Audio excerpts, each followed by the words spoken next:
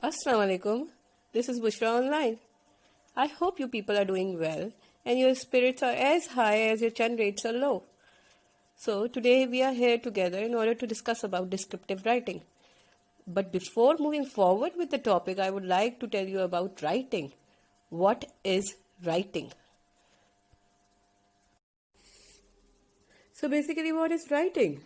Writing is a mode of communication that allows an individual to pen down his feelings or ideas in such a way that the message is conveyed in a well constructed text. So, there are different types of writing, and each style of writing has its own characteristics. Now, why do we need to learn about these characteristics? Because after learning these styles, we would not only improve our skills as a writer, but also we would be able to learn ways to connect with audience of readers. So there are four types of writing for that. First is narrative, second is persuasive, third is descriptive, and fourth is expository. So today we are going to discuss about descriptive writing. Descriptive writing is a form of writing in which the author uses all the details to paint a picture with his words. Now, why do we emphasize on perfecting this art? Because as a writer, it becomes very easy to capture the reader's attention and emotions, making the reader feel as he is a part of the story and it is evolving right before his eyes. This not only makes the writing interesting but also reduces boredom. Now, why do we emphasize on teaching it to the students? It encourages students to use new vocabulary words in order to clarify the new subject material. Now, there are certain elements of descriptive writing that one must cultivate in order to bring the readers inside the story and enable them to visualize the scene clearly in their minds. So, good descriptive writing is comprised of 5 elements: sensory details, figurative language, dominant impression, precise language, and careful organization of the thoughts. Descriptive writing uses all the 5 senses: sight, sound, taste, touch, and smell to pull the reader into the story and allow them to experience the same sensations as the character inside their mind. Look at the scene. The scene can be described in 2 ways.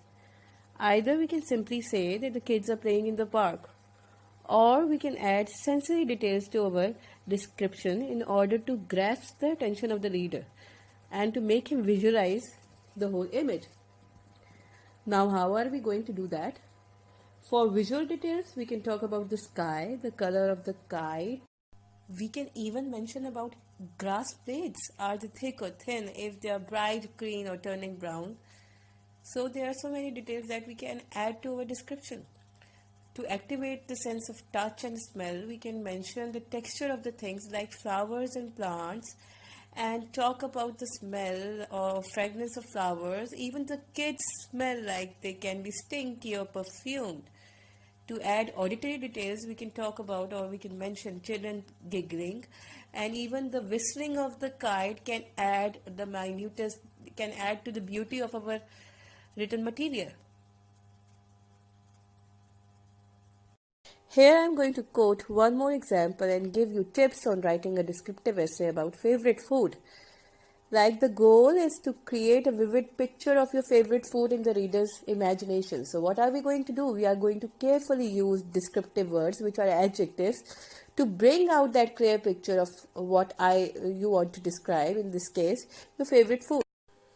So what are you going to do? You are going to apply all your senses and you're going to use words like hot, cold, dark, light, sunshine, and something like that. And we are also going to describe the emotions and feelings you have while eating this food, so that the readers are supposed to identify and connect with your emotions at that time. Do not lose your focus on proper writing and make sure you organize all your paper correctly.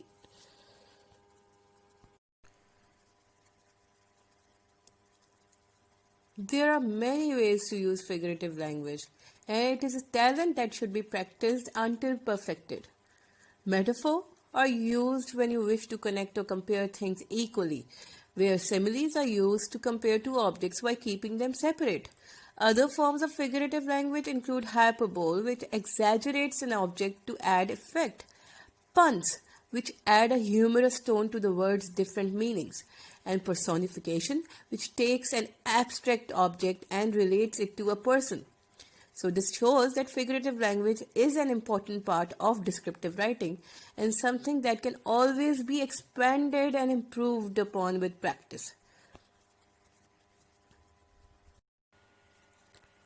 Now, what is a dominant impression is also a very important element of descriptive essay. Now, what is dominant impression? Dominant impression means to create a lens through which the reader sees the rest of the essay. It unifies and organizes the text. In other words, it informs about the reader about the author's point of view in the form of a thesis statement. Now, let me elaborate what is thesis statement. Thesis statement usually appears at the end of the introductory paragraph of the text, and it offers a concise summary of the main point of the essay. It normally appears at the beginning of the text, but it can occur more than one time. So, what is the purpose of the thesis statement? It is developed, supported, and explained to give the main idea by focusing on the details and placing them in an organized way. So, one of the main points of descriptive writing is the use of timing. A good descriptive writer has the ability to make the reader feel as if the event being described is happening right now. This is done through the use of active verbs rather than commonly used passive ones. It is also important that the writer carefully select precise modifiers, nouns, and adjectives to describe objects and settings. Rather than the general nouns that one normally uses, the writer should be aiming for more specific words that allow the reader to feel like they are part of the action. All adjectives, adverbs, and other words should be chosen with care. Now, what is meant by careful organization of thoughts? Organization is probably the most important part of descriptive writing. The writing needs to be organized with some sense of purpose. It should be in chronological order, like maintain. Here comes a careful organization of the idea in three main parts. The first main part is introduction. Now, how are we going to introduce the subject? Like giving the controlling idea of the essay and telling us something about the background. Then comes the body, which can comprise of 2 or 3 paragraphs in which we are going to tell about the supporting details, and in the end we are going to conclude it.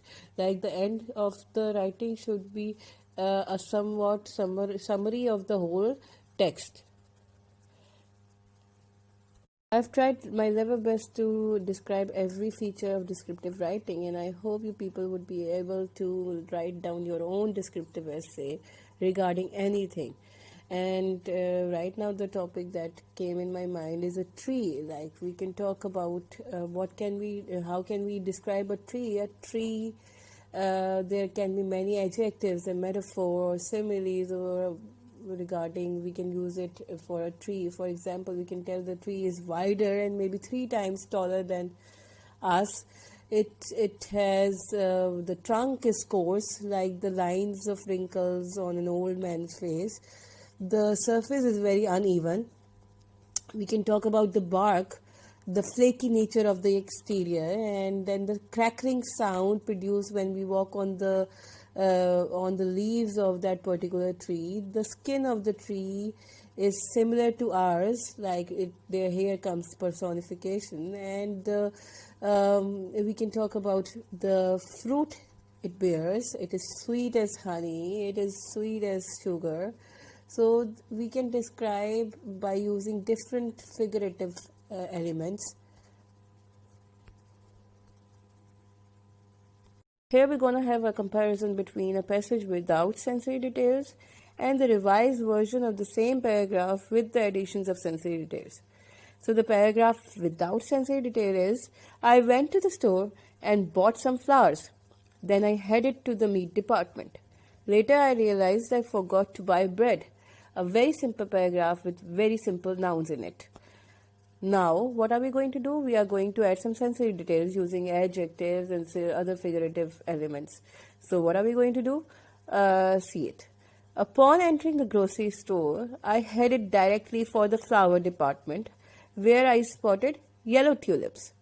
As I tenderly rested the tulips in my rusty shopping cart, I caught a whiff of minty, dried eucalyptus, so I added the fragrant forest green bouquet of eucalyptus to my cart. While heading for the meat department, I smelled the stench of seafood, which made my appetite disappear. I absently grabbed a bloody red hunk of NY strip and tossed it into my cart. Pushing my creaky shopping cart to the checkout line, I heard an employee announce over the PA that there was a special on shrimp. On the ride home, I realized I had forgotten to buy the crusty wheat bread I like so much. So, have you people understood the difference between both type of writings? As we have reached to the end of the presentation, but before leaving or signing off, I would like to summarize all the points for you people. Basically, what we did today is that we studied about different forms of writing, and descriptive writing is one of it. So, what are the basic elements of descriptive writing? Descriptive writing should have sensory details in it, the maximum use of figurative language, and there should be a dominant impression, and the language should be very precise, and the thoughts should be presented in an organized way. Then we talked about the structure of an essay, a descriptive essay, and in the end I tried to emphasize on the basic main points of descriptive writing by mentioning two examples.